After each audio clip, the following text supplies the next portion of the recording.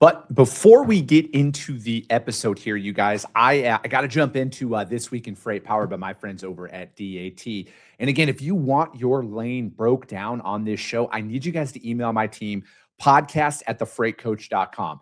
We're going to take a little bit of a different approach on this here today because they have a market conditions tool out there that I personally use every single time that I'm quoting out newer areas out there. So this map, you guys, it's in there. Like if you're familiar with DAT IQ, you know where rate view is, and then I go down and I check out the market conditions here as well. So we're going to be talking about dry van, and I think it's important to read like a 30-day cycle as we're going out there for any new lanes. But again, understanding the how the markets fluctuate throughout the year and knowing where some of these dead zones are in historical dead zones. So it's like if we're looking at Phoenix, Arizona, going to Los Angeles, California, for example, obviously you're going from a tight market to a tight market. But if you pull up the rate view lane, you'll see it's actually pretty stable, right? Like there's not a ton of price increases or decreases. It's a very stable lane, but there's just tighter capacity that's going on out there. But if you're looking at Phoenix, Arizona, going to Albuquerque, New Mexico, you would think like, oh, it's a tight market, but it's going to a loose capacity market. What does that actually mean? And from my perspective, there are a couple of key areas in this country that no matter what's going on in the market, you got to add money onto your quotes. And, the New Mexico market or the Colorado market, I know right here it's showing slightly tight for dry vans, but those are historical markets where it's tough to get out of. So as you're looking at some of this stuff and a lot of these and a lot of the data points, the more familiar you get with some of these regions, the better equipped you're going to be to accurately price some of this. Because no matter what, you need to understand what the outbound market looks like. And so, what we're looking at here, Phoenix to Los Angeles, and it's showing a tight market to a tight market. I know there is a very high probability that the carrier who takes that load out of Phoenix to go into Los Angeles, high probability they are going to get freight out of there. But if you're looking at Phoenix going into Albuquerque or Phoenix going into Colorado, for example, there's a low probability that they are going to get freight out of there. They might sit there for a couple of days.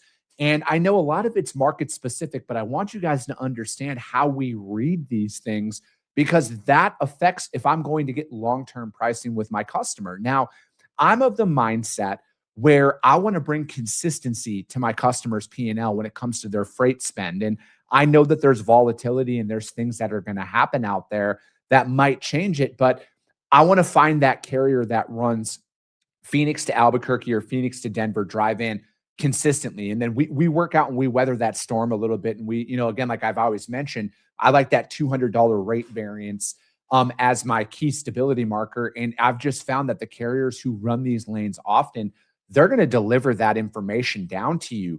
So it's like as you're going out and you're building up some of these newer networks, understanding the outbound market drastically affects my pricing going into the inbound market here. And what I mean by that is understanding that outbound Albuquerque, for example, is pretty soft. There's not a lot of freight coming out of there. I look at that load to truck ratio that comes with it. And, if there's 1,000 loads to 10,000 trucks, it's going to be pretty challenging for our drivers to get out of there. So you got to bake that rate into that outbound Phoenix quote that you're providing to your customers. So from my perspective, this map is crucial to look at, whether you're moving these lanes often or at the end of the day, if you're trying to get more cost effective and more educated on some of these markets, being able to have those conversations with your customer it's very important because at times we want to run and gun. We want to rush through some of these quotes. And a lot of our customers might not understand the finite reasons behind it, right? Like I always talk about with miles, but then again, explaining to your customer like, hey, FYI, this is why this lane going into New Mexico is going to be exponentially more expensive because not all 500 miles are created equally. And we need to understand that and bring that information down to our customers. Again, I use this map because I want people to understand seasonalities of it. And I want them to understand how lanes actually operate throughout the year and why not all 500-mile runs, hypothetical example, are created equally. And that's why I love utilizing these tools inside of DAT IQ, you guys. So check it out. use this heat map, have a better understanding about what you guys are quoting out there, and deliver that granular information to your customers, you guys. So that's This Week in Freight.